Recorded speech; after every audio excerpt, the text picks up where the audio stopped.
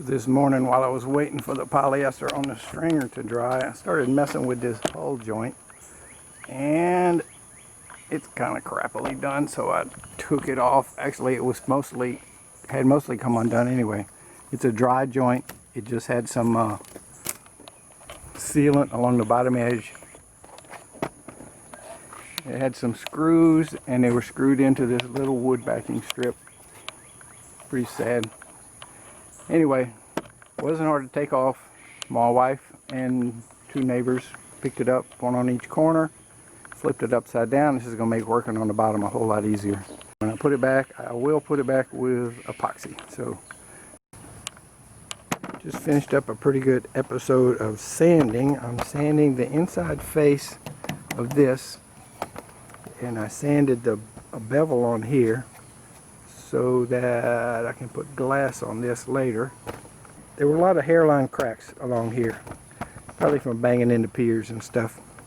That just tells me it's a little limber, so I'm going to put another layer of glass in here, or maybe two, while I got it off. It's so easy now. This is what they had to run the wiring. This was their wiring harness. I'm going to try to do something a little nicer.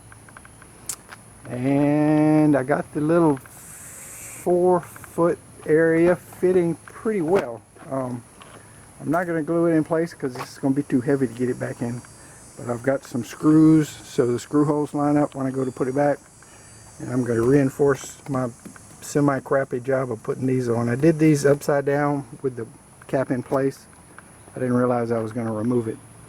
And it was real hard to sand and clamp, but they're on there. I can't pull them off, so I'm just going to reinforce them a little bit. But right now I'm going to go take a shower because I'm covered with fiberglass dust.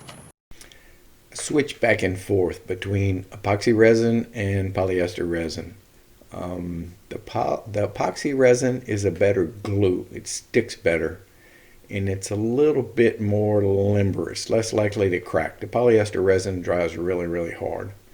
The epoxy resin, at least this resin, cures really slow, so I have all the time in the world to do stuff like this, whereas the polyester resin can kick pretty fast. The epoxy resin costs roughly, I don't know, close to 4 or 5 times more than the polyester, so I'll use the polyester whenever I can. But the epoxy is stronger, so on this hull joint I'm using all epoxy to give it a little extra strength and a little flexibility, because this joint takes a lot of abuse every time you pull into a dock and bang into a pier.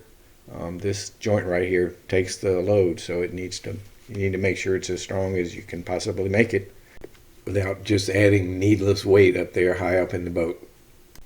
These are the little wood strips that supported that joint. I want to say, it's kind of a crappy way to do it, but I guess they held up for a long time, and none of them were really rotten except a couple right at the back. Most of them were not stuck very well. There's a few right up here that I'm working on right now that were really embedded with resin, and I basically had to grind those off, but most of them popped off okay. And screws hold better in wood, so they put some wood back here to hold the screws. So that's the way they did it. I'm going to go a different route when I put it back on there. I'm going to use the power of chemistry and use a lot of epoxy and some cloth.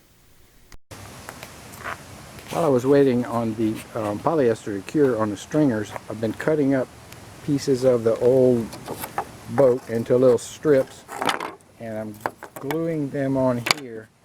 I think that's going to be the finished edge. Of course, it'll be the bottom edge, but I wanted to make it a little thicker where I could round it over, make it softer and maybe a little stronger. So you see I got this side all glued up with lots of clamps, and that will let me belt sand a nice curve into it and put a nice rounded edge on it where it feels good. And if I do something besides that, or if I end up closing up the sides, well, I'll just deal with it. But I didn't want to pass up this opportunity while the deck was upside down and not do it. And I bought some more boat parts to cut up for just miscellaneous fiberglass scraps. I'm using the diamond wheel on my little grinder. It's a wheel meant for cutting steel. And when I can keep my old shaky hands under control, that's pretty darn good. cuts quick, and these are pretty clean lines, so it's impressive little blades, and I've been using this one for a while, and I haven't worn it out yet. Here we're using the old trusty belt sander to try to get some fairness to this curve. It's like a reverse curve. It goes one way and then it goes the other way. We're just trying to clean it up, make it look a little more copacetic. Taking the opportunity while this cap was off upside down, I ran a conduit down both sides up toward the front where the navigation lights would be, maybe a horn, and who knows what else in the future. It was real easy to do with the cap upside down. I didn't really know where to end it, but I figured laying on my back on the boat, I could always reach up and drill a hole in it. A whole lot easier than I could install it. So I went ahead and just put two full 10-foot pieces. I got one on the other side. Might come in handy one day.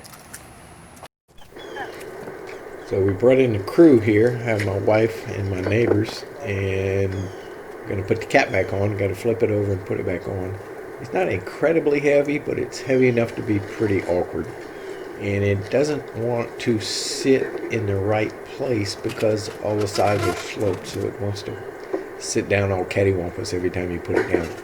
But we did a little fritzing, we did a little jacking, we got some boards moved around, and we got it on there, and nothing broke, and nobody got hurt.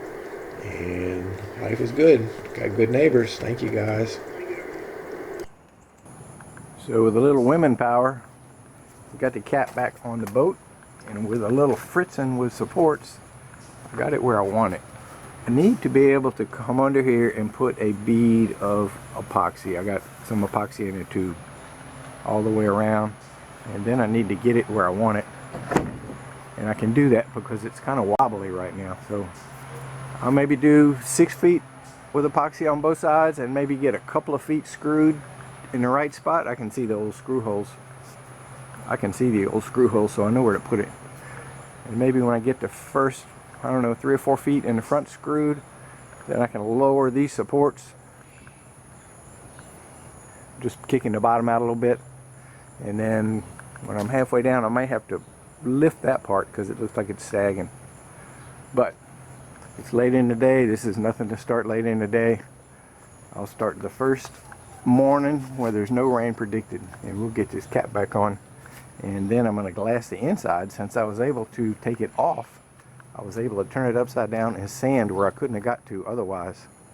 And I can put a layer of cloth, or I can put a couple of layers of cloth between here and here, maybe yay wide, and make it one instead of 2 separate loose pieces like it was.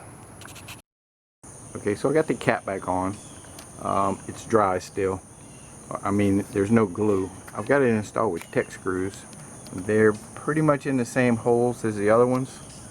It's the old screws, and there's no wood backing anymore because I've grinded it all off. But they are a larger diameter than the original screws, so they're holding a little bit, and that's all I want. So I'm going to go around and remove these Tech screws one little area at a time till it starts sagging. And I'm going to open up the joint, and I'm going to put some epoxy in there. And we'll put the screws back, and hopefully before the epoxy cures 100%, I'm going to remove the screws so I can get them out. And then we'll glass this joint inside and out. My camera's fogging up because it's so humid outside. Well, it's a little bit dark, but I'm fighting this hot weather in the afternoon.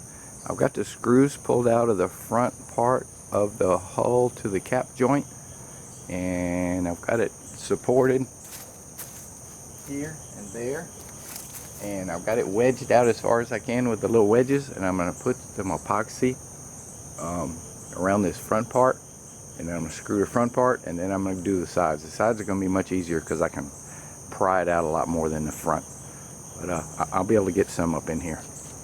And then before it sets hard, I need to remove all my screws.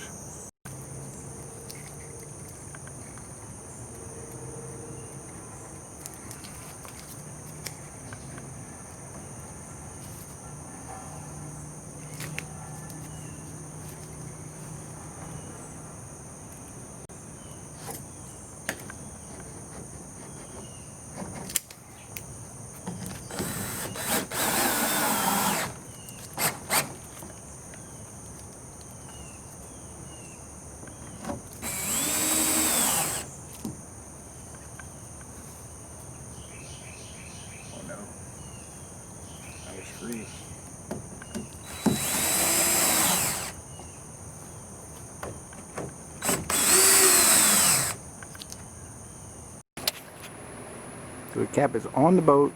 All the temporary screws are removed, and I plugged all the holes.